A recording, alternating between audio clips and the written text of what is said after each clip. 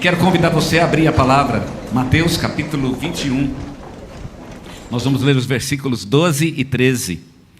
Mateus 21, 12 e 13. Eu queria pensar um pouquinho com vocês a respeito deste texto que tem falado muito ao meu coração nesses últimos tempos e quero compartilhá-lo com vocês. Mateus capítulo 21, versículos 12 e 13. Diz assim a palavra do Senhor: Então Jesus entrou no templo, expulsou todos os que ali vendiam e compravam e derrubou as mesas dos cambistas e as cadeiras dos que vendiam pombas. E disse-lhes: Está escrito, a minha casa será chamada casa de oração, vós, porém, a fazeis covil de salteadores. Eu queria pensar um pouquinho sobre esse cuidado, este zelo que Jesus Cristo tem pela sua própria casa. Jesus, ele fez uma coisa aqui nesse texto que ele nunca tinha feito antes. Às vezes Jesus era muito duro com as palavras, mas ele nunca tinha agredido ninguém fisicamente. Ele nunca tinha partido para a briga, de fato, a briga física e corporal. E nesse texto aconteceu uma coisa interessante. Ele partiu para a briga física. Eu nunca imaginei Jesus partindo para uma briga física. Às vezes eu vejo as pessoas segurando, um segurando o outro, e alguém querendo bater no outro. Já viu isso ou não? De vez em quando a gente vê uma cena dessa, e a gente fica curioso, né? É um espetáculo visual, e chega a ser até divertido, quando não é uma coisa que a gente não tem nada a ver com aquilo, ver duas pessoas ali, um segurando e o outro tentando bater no outro. Não é estranho isso? Foi o que aconteceu aqui nessa cena. Não sei se tentaram segurar, acho que ninguém tentou segurar Jesus, mas ele partiu para a briga. Só não houve uma briga física, só não houve tapa e soco, não é? Porque as pessoas muito espertas, eles fugiram, conseguiram escapar, mas Jesus estava lá pronto para isso. Tanto que ele fez até um chicote, diz o texto. Ele preparou um azorrague, não é? Um chicote feito de cordas. E eu achei que a corda é para não machucar muito, porque ele sabia que o negócio ia ficar feio, a coisa ia ferver. E aí o que ele fez? Ele foi lá e partiu para a briga. Por que Jesus fez isso? Ele nunca tinha feito isso antes e nunca fez isso depois. Foi a única vez que Jesus ele entrou num confronto físico. Por que ele fez isso? Eu imagino que porque o problema que ele estava enfrentando era um problema novo, era algo que não tinha acontecido antes. Muita coisa deve ter deixado Jesus indignado enquanto ele era vivo. E ele passou por muitas situações que o deixaram realmente nervoso. E a gente percebe isso muitas vezes. Às vezes ele ficou triste, às vezes ele ficou alegre, mas às vezes também ele ficou nervoso. E eu imagino que agora, dessa vez, o que aconteceu foi algo que deixou ele muito nervoso. É como se ele dissesse: agora não, agora chega. Agora passaram do limite. E é interessante, em que eles passaram do limite? Passaram do limite exatamente quando usaram mal o templo do Senhor. Foi isso que deixou Jesus nervoso. E aqui a gente tem uma lição importantíssima para nós. Jesus ele está preocupado com muitas coisas, ele há de cuidar de todas elas, mas ele tem uma preocupação muito especial pela sua casa. A casa de Jesus é um tema no qual não se mexe. Quando Paulo escreve aos Coríntios, ele lembrou os coríntios disso, né? De que o santuário de Deus, e o santuário não é exatamente esse templo físico, o santuário é a igreja reunida e é o nosso próprio coração, mas de que não se deve brincar com a santidade do santuário de Deus, que ele realmente é fundamental e é muito importante, e que na visão de Deus é algo, Deus trata com uma seriedade e um zelo extraordinário. Paulo, escrevendo aos Coríntios, disse que se alguém tentar destruir o santuário de Deus, que somos nós, Deus o destruirá, porque o santuário de Deus, que somos nós, é santo. Deus há de destruir qualquer um que mexer no santuário de Deus. Deus tem um carinho especial pela sua casa. E aqui Jesus está nos ensinando essa lição. O que Jesus está nos mostrando e o que o texto quer nos passar é que não se brinca com a casa do Senhor. Não se brinca com isso. Cuidado com a casa do Senhor. Você quer ser esperto, você quer ser bravo, você, né? Não sei qual é o seu defeito, mas cuidado quando exercer o seu defeito aqui na casa do Senhor, porque o santuário de Deus é santo. E aqui nós temos a única ocasião onde Jesus partiu para a briga. Eu imagino, se eu estivesse lá, teria um escândalo, não é? Se vocês estivessem lá, gente, como é que Jesus faz um negócio desse? Pois é, ele está dizendo, eu faço para vocês verem quanto eu considero a minha casa importante. A casa de Jesus é santa. E por isso ela deve ser tratada com toda a seriedade possível. Por que Jesus agiu assim? Eu quero mostrar para vocês 3 coisas neste texto que nos mostram e justificam o fato de Jesus ter agido com tanta violência, o fato dele ter sido tão agressivo. A primeira dessas lições que eu quero passar para vocês é porque a casa é dele. Sabe por que Jesus ficou tão nervoso? A casa é dele. O versículo 13 usa a expressão, a minha casa. Jesus lembra aqui o Salmo e ele diz, a minha casa será chamada casa de oração. E olha a expressão que ele diz, a minha casa. A casa é minha. E se a casa é minha, então aqui vai acontecer do jeito que eu quero. Não vai ser do jeito que vocês querem. É isso que ele está dizendo. E é interessante o que ele faz na casa. Ele derruba mesa e cadeira. Eu achei engraçado, eu li a mesma história nos 3 evangelhos. E eu achei interessante como os 3 evangelhos, eles enfatizam as mesas e as cadeiras. É como se as mesas e as cadeiras fossem importantes. Né? Pô, mesa e cadeira? O que as mesas e cadeiras têm a ver com isso? E vários deles fazem questão de frisar isso, que ele virou cadeiras. Cadeiras, por exemplo, nas quais os cambistas estavam sentados. Mesas. Por que cadeiras e mesas? Porque esses móveis não são da casa. Esses móveis foram trazidos e colocados, não pertencem à casa. A casa é de Jesus. Imagina você entrar na sua casa e tem um móvel que você não conhece. Você vai estranhar. E esse móvel aqui? O que está fazendo aqui? Não é? Você não vai estranhar? Jesus estranhou que tivessem móveis que não eram da casa dele, porque ele tem esse senso, essa ideia de que a casa é dele. E qual é a casa de Jesus? A casa de Jesus são 2. Primeiro é a igreja de Cristo. Esse povo que está aqui, vocês, reunidos, vocês fazem uma unidade e vocês são a casa de Deus. Mas o nosso coração também é a casa de Deus. E o que Jesus está tentando mostrar é que isso para ele é muito importante, porque é dele. Jesus está dizendo nessa manhã para nós, o seu coração é meu, é meu. E se eu ver no seu coração uma coisa que não me agrada, eu vou derrubar, vai derrubar. Não tenha dúvida sobre isso, porque é dele. Ele tem o direito de colocar na casa dele a mobília que ele quer. E se ele não gostou daquela mobília, ele vai revirá-la. Jesus está nos dizendo, portanto, e nos mostrando que ele tem todo o direito de mostrar contrariedade com aquilo que ele não colocou na sua casa. Não foi eu que comprei essa mobília não é minha. E portanto ele há de revirar e há de tirar aquilo que não o agrada de nossos corações e até mesmo de nossa igreja. Segundo motivo pelo qual Jesus fez isso, é porque a casa ela não estava sendo usada para o propósito para o qual Deus a havia estabelecido. E qual era o propósito dessa casa? Jesus diz, essa é uma casa de oração. A minha casa, ele lembra, ela é uma casa de oração. O que significa isso? As pessoas que vêm para a minha casa, eles vêm para se encontrar com Deus.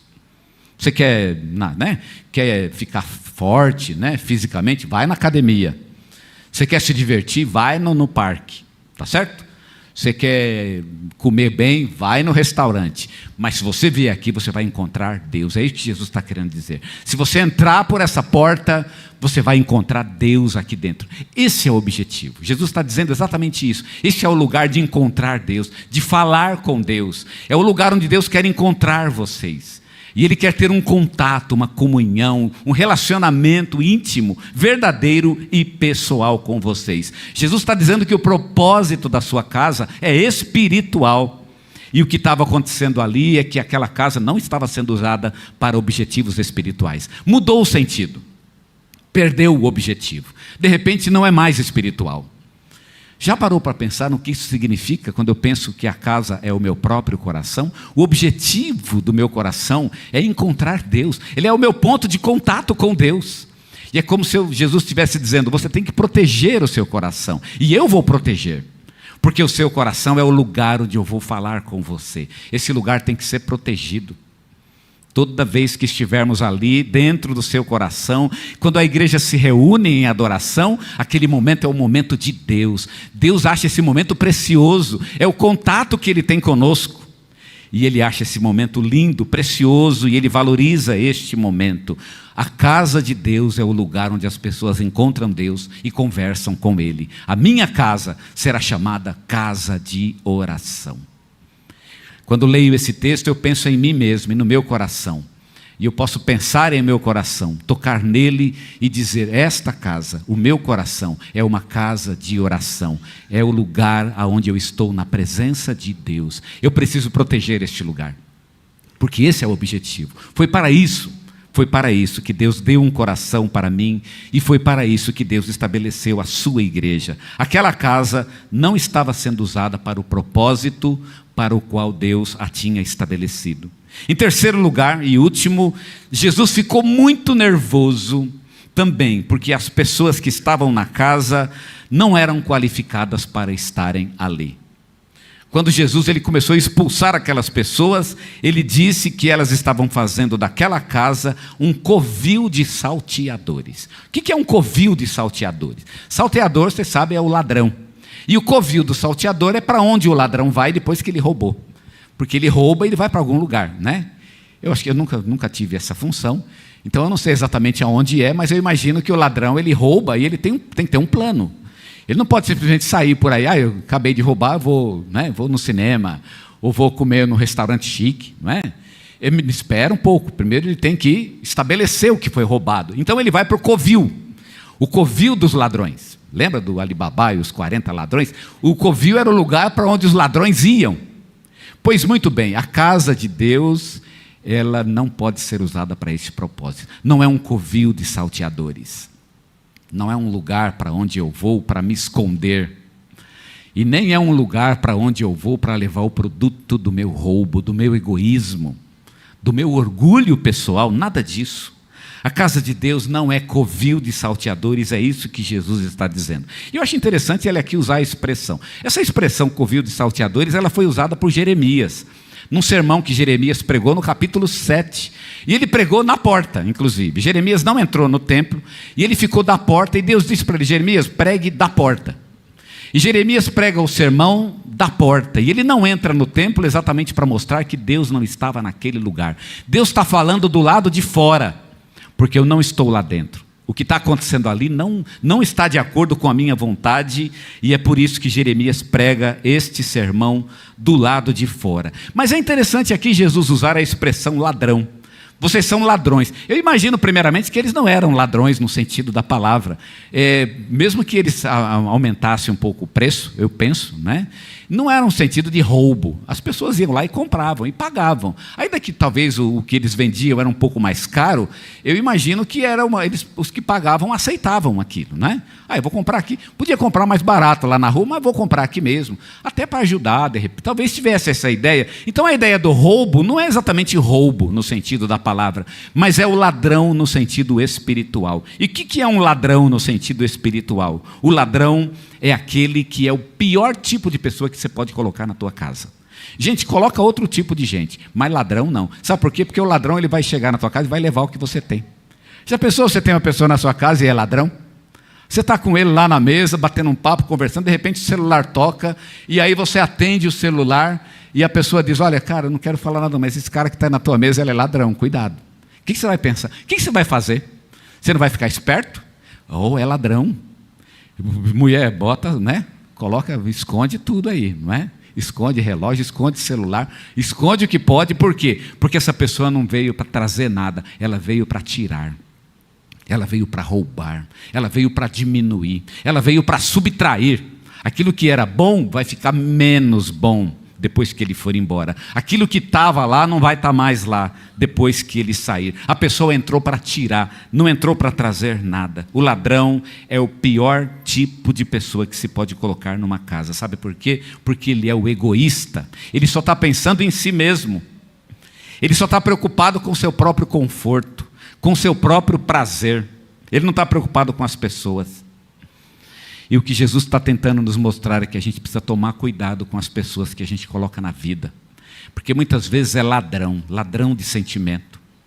Pessoas que só querem se aproveitar de nós, não querem contribuir com nada em nossas vidas. Irmãos, isso é prejudicial para todos nós. Mas sabe quem é que tem um antagonismo especial sobre essas pessoas e essas coisas que estão em nossa vida e que só vêm para tirar coisas de nós, não contribuem em nada, só vêm para atrapalhar? Isso desperta um ciúme especial no Senhor Jesus Cristo. Ele tem um ciúme disso. Ciúme dessas pessoas que muitas vezes nós levamos em tão alta estima, mas na verdade só estão nos prejudicando. Não estão fazendo bem algum para nós, bem algum, nada. E Jesus tem um ciúme disso. Ele fica olhando para nós e dizendo, mas por quê? Por que essa pessoa alimenta um relacionamento se eu estou tão, me ofereço tanto e me dou tanto e tenho tanto a dar? Jesus tem ciúme do nosso coração, Ele nos ama. E Ele está querendo cuidar, e cuidar bem de nossas vidas, cuidar bem do nosso coração. A casa é o nosso coração. A casa é a igreja de Cristo, e Jesus quer manter isso limpo. Limpo de mobílias que não o interessam. Limpo de pessoas que não estão lá com interesses que glorificam a Deus. Interesses que nos distanciam de Deus. Interesses egoístas. Nós temos que nos preocupar sim, e colocar no coração pessoas que vão nos ajudar, que vão nos abençoar, que compartilham de nossos propósitos, porque Jesus tem esse cuidado para conosco. Ele está olhando para o nosso coração, e Ele está preocupado com isso, com aquilo que a gente está colocando no coração. A passagem que nós lemos hoje, ela é uma lição para nós. Quando eu leio essa passagem, eu vejo Jesus apontar para mim e dizer, Eliseu, cuidado, porque eu não vou brincar com o seu coração. Não brinque com isso. Você quer ser relaxado? Seja relaxado em outras coisas, mas não seja relaxado com o seu coração. Proteja o seu coração. Mantenha seu coração limpo. Limpo dos interesses que não pertencem a Deus. Limpo das coisas que desagradam ao Senhor. Limpo daquilo que não é de Deus em sua vida. Mantenha seu coração limpo. Limpa ele. Porque é uma casa de oração. Ele precisa ficar limpo, porque é ali que você vai me encontrar.